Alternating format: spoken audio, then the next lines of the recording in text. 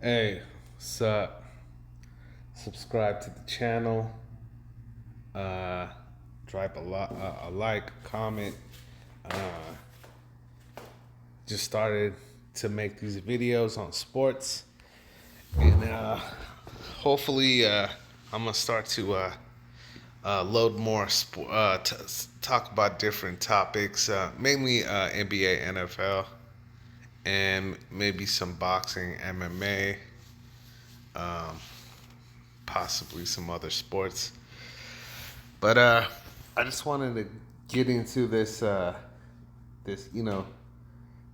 whole buzz this year is of course the Warriors, they won the title, but it seems like what everyone in NBA circles is talking about is what's going on with the Lakers. Yeah, obvious reasons.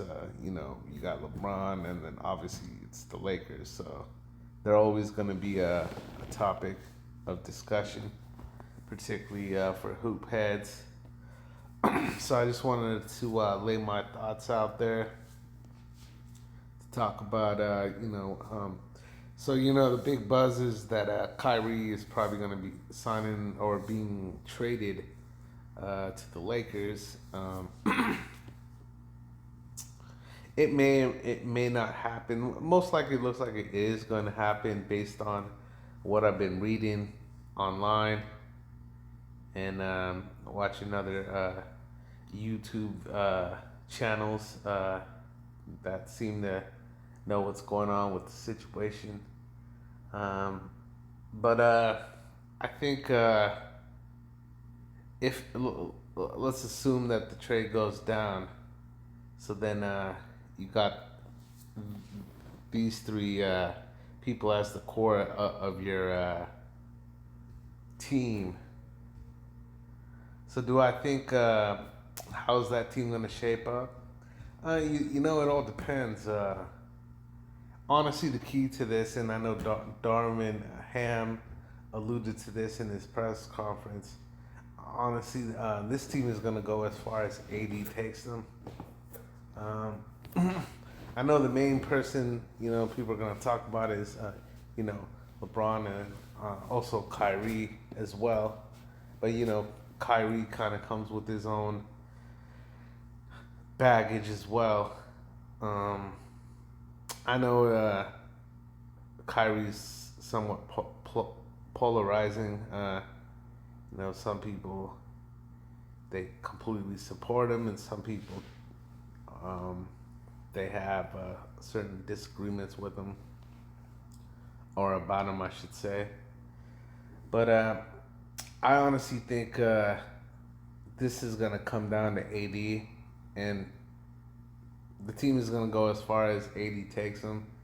Now I know AD has a history of injury, and and that's gonna be one of the things. But it looks like he's slimmed down.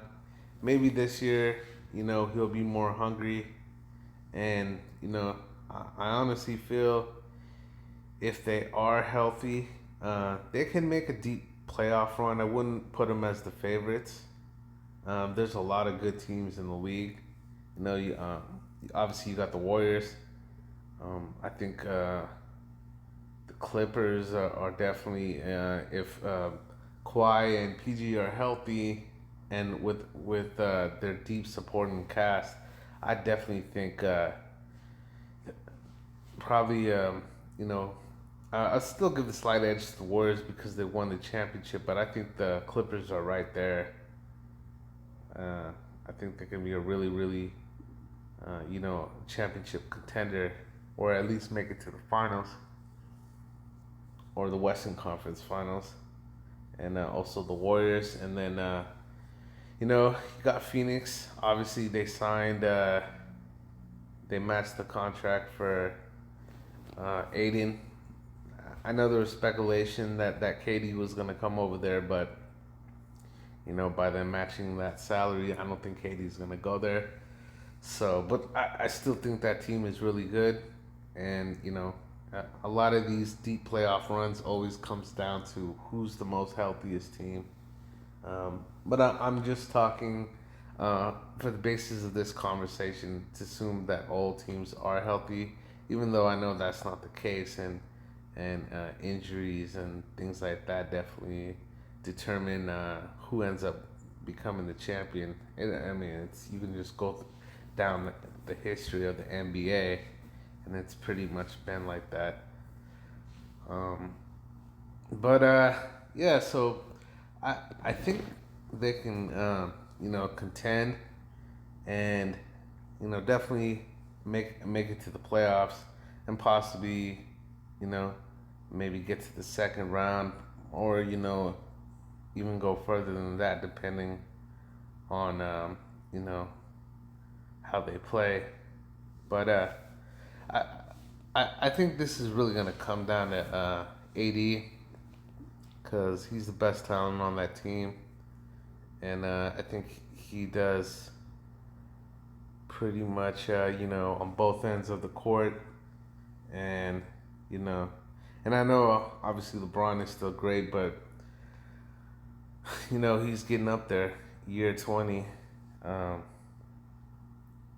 I know he can put up points, but you know he's not quite as good as on defense. That was definitely one of the struggles.